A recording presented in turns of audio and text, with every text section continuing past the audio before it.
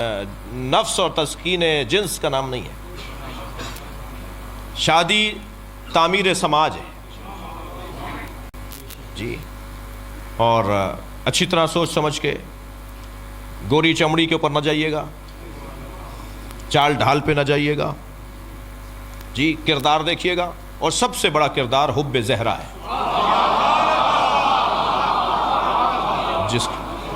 جس کے دل میں اہل بیت کی محبت, پہلا معیار یہ ہونا چاہیے. اب اپنے آپ کو تسلی دے رہے تھے مولانا میں شیعہ کر لوں گا, کیا معلوم تمہیں سنی کر دے وہ.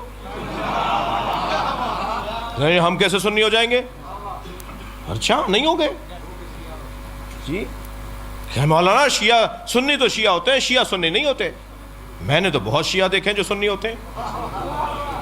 وہ کہنے لگے جی کہاں دیکھ لیا آپ نے؟ میں نے کہا ہمارے 21ویں گریڈ کے افسران, یہ 19ویں گریڈ کے افسران, یہ ہمارے وزراء, یہ ہمارے پولیٹیشنز جب چاہتے ہیں ہاتھ باندھ لیتے ہیں. یہ شیعہ سنی نہیں ہوتا. پیسے کی خاطر, دنیا کی خاطر, کرسی کی خاطر. دو لوگوں کو تو مولا علی کا نام ہی نہیں لینا چاہیے, ایک بزدل کو, ایک کنجوس کو.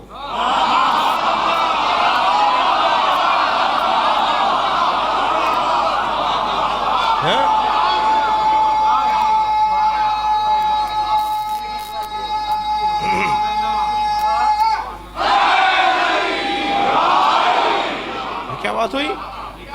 یہ کیا بات ہوئی؟ پیسے کی خاطر ہاتھ باندھ لیے, کرسی کی خاطر ہاتھ باندھ لیے. مجھے وہ سنی بڑا اچھا لگتا ہے جو لاکھوں شیعوں میں کربلا میں ہاتھ باندھ کے نماز پڑھ رہا ہوتا ہے. واللہ مجھے وہ سنی بڑا پیارا لگتا ہے جو مشہد مقدس میں امام رضا کے حرم میں لاکھوں شیعوں میں ہاتھ باندھ کے نماز پڑھتا ہے. وہ ہاتھ باندھ کر بتاتا ہے کہ میں نے جو دین سمجھا ہے اس پر عمل کر رہا ہوں. اور دوسرا پیغام یہ دیتا ہے شیعوں سے ڈرا نہیں کرو, یہ مارتے نہیں ہیں, اسے کوئی خوف نہیں ہوتا, وہ لاکھوں شیعوں میں ہاتھ باندھ کے نماز پڑھ رہا ہوتا ہے. مجھے وہ سنی بہت اچھا لگتا ہے, مگر وہ شیعہ بہت برا لگتا ہے جو خاندانی شیعہ ہے مگر جی وہ کرسی بچانی ہے. تمہیں کیا پشیمانی ہے مولا علی کا نام لینے سے؟ تم علی الولیہ پڑھ کر پشیمان ہو, نادم ہو. دور بدل گیا, وہ دور بھی نہیں تھا, میں اس کا بھی قائل نہیں ہوں. وہ دور بھی نہیں تھا اس طرح کی حرکتوں کا. اچھا جو زیادہ باتیں کرتے ہیں نا کہ تقیہ نہیں کرنا چاہیے, خود جب کسی ایسے منزل پر جاتے ہیں تو یا تو دائیں بائیں ہو جائیں گے یا ہاتھ باندھ لیں گے. فخر کے ساتھ ہاتھ کھولو, تم امام جعفر صادق کے چاہنے والے ہو.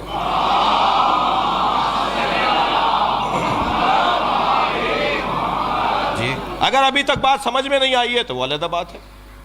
سمجھ لینا چاہیے کسی کے پاس جا کر کہ بھئی ہاتھ کھولتے کیوں ہیں ہم. ایک بہت بڑے سیاستدان ہیں, شیعہ ہیں, خاندانی شیعہ ہیں, دادا پردادا سے شیعہ ہیں, وزیر بھی رہے, پاکستان کی کئی پوسٹوں پہ وزارتوں میں رہے. پچھلے دنوں انہوں نے مجھ سے کہا کہ جی میں سجدہ نہیں رکھتا, کیونکہ نبی نے خاک پہ سجدہ, کربلا تو نبی کے بعد ہوئی ہے, تو نبی نے پھر خاک پہ سجدہ تو نہیں کیا ہوگا, وہ تو کربلا کے بعد خاک آئی ہے. میں نے کہا یہی آپ کی غلط فہمی ہے. اور اچھا اس ٹائپ کے جو لوگ ہیں نا, ان کے مزاج میں بولنا ہے, سننا نہیں ہے. اپنے آفسوں میں بیٹھے ہوتے ہیں, اپنے ماتحتوں کے ساتھ زیادہ رہتے ہیں, تو بول بول کر ان کو اتنی عادت ہو گئی ہے کہ دوسرے بھی چپ رہتے ہیں کہ بھئی انہی کو بولنے دو, تو وہ سننے کے تو عادی نہیں ہے. تو خدا کے لیے اچھا الحمدللہ اس وقت ہماری یہ پوزیشن بھی ہے کہ پاکستان کے جنرل, پاکستان کے وزراء, پاکستان کی شخصیات, تھوڑا سا دل ان کا ہمارے اوپر آیا ہوا ہے, تو ہم بھی اپنا کام پورا کر رہے ہیں. تو وہ کہنے لگے جی میں سجدہ نہیں رکھتا. تو میں نے کہا آپ شیعہ نہیں ہیں؟ کہنے لگے شیعہ ہوں, کھلا شیعہ ہوں, عزادار ہوں, ماتمی ہوں, گھر کی عزاداری ہے, خاندانی عزادار ہوں, خاندانی شیعہ ہوں, سجدہ نہیں رکھتا. میں نے کہا کیوں نہیں رکھتے؟ کہنے لگے نبی نے کس پر کیا ہوگا سجدہ؟ میں نے کہا خاک پر. کہنے لگے کربلا تو نہیں تھی؟ میں نے کہا کربلا تھی. کربلا تو حضرت آدم کے زمانے سے ہے. کربلا کی زمین پر تو حضرت آدم کو اللہ نے بھیجا, حضرت نوح کو بھیجا, حضرت ابراہیم کو بھیجا, ہر نبی کو کربلا بھیجا, اور ہر نبی کا ایک قطرہ صحیح کربلا میں گرایا. ٹھوکر لگی, سر پھٹا, گھٹنا چھلا, پیر کے انگوٹھا چھلا, خون کا ایک قطرہ ضرور نکلا ہے ہر نبی کا. اور جب وہ پوچھتے تھے یا اللہ ہم سے کوئی خطا ہوئی ہے, کہ نہیں خطا نہیں ہوئی, حسین کا خون یہاں گرے گا, تمہارا ملا رہا ہوں.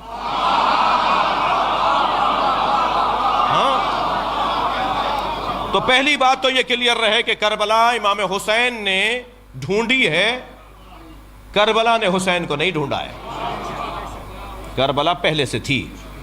رہ گئی بات خاک پر سر رکھنے کی، تو نبی نے خاک پہ سر رکھا۔ صحیح بخاری کی روایت، صحیح مسلم کی روایت، وَجُعِلَتْ لِيَ الْأَرْضُ سُجَّدًا، اللہ نے میرے لیے خاک کو سجدگاہ بنایا ہے۔ یہ صحیح بخاری کی روایت، صحیح مسلم کی روایت۔ محدث دہلوی تو شرح صحیح بخاری کے اندر حاشیے میں لکھتے ہیں کہ جو شیعہ حضرات ٹکیا بنا کر اس پہ سر رکھتے ہیں نماز میں، سجدے میں، شیعہ حضرات جو مٹی کا ڈھیلا رکھتے ہیں، یہ نبی کی سنت پہ عمل کرتے ہیں۔ جی ہاں، صحیح بخاری کی شرح میں لکھا ہوا ہے کہ شیعہ نبی کی سنت پہ عمل کرتے ہیں۔ تو خاک پر سجدہ تو سرکار بھی کرتے تھے۔ پھر میں نے ان کو ایک مولا علی کا فرمان سنا دیا، جس کے بعد ان کا پیغام آیا کہ جی اب کلیئر ہو گیا اور اب میں سجدگاہ رکھا کروں گا۔ وہ یہ کہ مولا علی سے پوچھا گیا، یا علی، ہر رکعت میں قیام ایک ہے، رکوع ایک ہے، سجدے دو کیوں ہیں؟ فلسفہ احکام، مولا سجدے دو کیوں ہیں؟ تو مولا نے قرآن کی آیت پڑھی کہ سجدے دو اس لیے ہیں کہ جب تم پہلا سر سجدے میں رکھتے ہو، پہلے سجدے کے لیے سر رکھتے ہو خاک پر، تو قرآن پکار کر کہتا ہے منہا خلقناکم، تم اسی مٹی سے بنے ہو۔ اور جب دوبارہ سر رکھتے ہو تو آیت آگے بڑھتی ہے وَفِيهَا نُعِيدُكُمْ، اسی مٹی میں واپس جاؤ گے۔ تو پہلا سجدہ تمہاری ولادت کی یاد دلاتا ہے، دوسرا سجدہ تمہاری موت کی یاد دلاتا ہے، اور دونوں سجدوں کے درمیان مختصر سا قیام ہے جسے زندگی کہا جاتا ہے۔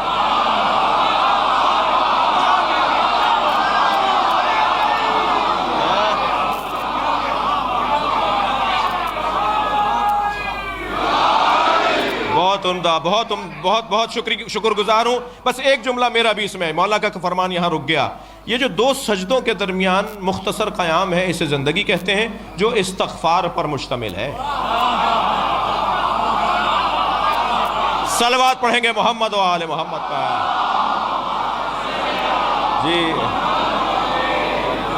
جی مولانا، پہلا سجدہ ولادت کی یاد، دوسرا سجدہ موت کی یاد۔ خاک پر سر رکھو گے تو یاد آئے گا مٹی سے بنے ہو۔ مولا علی نے فلسفہ بیان کیا، خاک پر سر رکھو گے تو یاد آئے گا مٹی میں واپس جانا ہے۔ دقت فرمائی آپ نے۔ تو بچوں سے کہہ رہا تھا کہ انتخاب کرتے وقت ذرا کہیں ایسا نہ ہو کہ برعکس ہو جائے، تم نے اپنے آپ کو دھوکہ دیا کہ میں تو شیعہ کروں۔ اچھا کوئی ہے اتنا ہنرمند تو حرام نہیں ہے۔ جی ایک سنی بچی نے ایک یونیورسٹی میں مجھ سے سوال کیا، یوم حسین کے لیے ہم گئے تھے، کہہ لیں جی آپ مولوی حضرات سنی شیعہ کی شادی کی اجازت کیوں نہیں دیتے؟ میں نے کہا تم نے یہ سوال کیوں نہیں کیا کہ پنجابی اور سندھی کی شادیاں کیوں نہیں ہوتی، پٹھانوں کی اور بلوچوں کی شادیاں کیوں نہیں ہوتی؟ اس لیے کہ ثقافتیں مختلف ہیں، رہن سہن مختلف ہے، انداز زندگی مختلف ہے۔ تو یہی جواب تمہارے لیے ہے۔ وہ ماتم کرتا ہے، یہ ماتم نہیں کرتی۔ وہ ہاتھ کھول کے نماز پڑھتی ہے، یہ ہاتھ باندھ کے پڑھتے ہیں۔ تو روزانہ کی الجھنیں، تو حرام نہیں ہے، شادی ہو سکتی ہے۔ اگر اتنے کارنامہ، اتنی ہمت ہے کہ تم کچھ کر جاؤ تو کوئی مسئلہ نہیں ہے، لیکن جذبات کی بنیاد پر نہیں ہونا چاہیے۔ تو شادی کے لیے جو سب سے اہم بات ہے وہ کفو کا ہونا ہے۔ مولانا کف کیا ہے؟ تو ایک کونے سے آواز آئی ایک مولانا کی کہ کف کا مطلب یہ ہے کہ وہ اگر ایم اے پاس ہے تو یہ بھی ایم اے ہونے چاہیے کم سے کم۔ لڑکی اگر مثال کے طور پر فرض کیجئے پی ایچ ڈی ڈاکٹر ہے تو لڑکے کو بھی کم سے کم اتنا تو ہونا چاہیے، تھوڑا زیادہ ہو تو بہتر ہے۔ جی وہ کروڑ پتی باپ کی بیٹی ہے تو یہ بھی بہرحال اسٹیٹس، پیسہ، دولت، مکان، گاڑی، بنگلہ ایک جیسا ہونا چاہیے۔ یہ کف ہے۔ دوسرے نے کہا نہیں یہ کف نہیں ہے، کف ہے ایمان، دونوں کا ایمان اچھا ہونا چاہیے۔ تو میں نے مولانا سے کہا مولانا میں آپ سے بہت زیادہ متفق نہیں ہوں، دنیا میں کوئی دو آدمی تو دکھائیے جن کا ایمان ایک جیسا ہو، برابر کے ہے ہی نہیں کوئی۔ جی پھر تو کسی نبی کے کف نہیں تھا، کسی میں دم ہے کہیں حضرت خدیجہ، حضرت ابو ذر اور حضرت سلمان کا ایمان ایک جیسا نہیں ہے، تو ایمان ایک جیسا کیسے ہوگا؟ تو یہ مجھے اپنے آپ کو سمجھانے کے لیے تو بہت اچھا ہے، قریب تر تو آ گیا ہوں، لیکن یہ آئیڈیل بات نہیں ہے، جی مثالی بات نہیں ہے۔ دنیا میں کوئی جوڑا کف کی بنیاد پر نہیں بنا، بی بی ختیجہ پر میرے ماں باپ قربان، مگر کیا وہ نبی کے برابر تھی؟ کوئی جوڑا دنیا میں برابری کی بنیاد پر نہیں بنا۔ بہت دیر لگا دی ایک جملے کو کہنے میں، کوئی جوڑا برابری کی بنیاد پر نہیں بڑھا، ایک جوڑا برابری کی بنیاد۔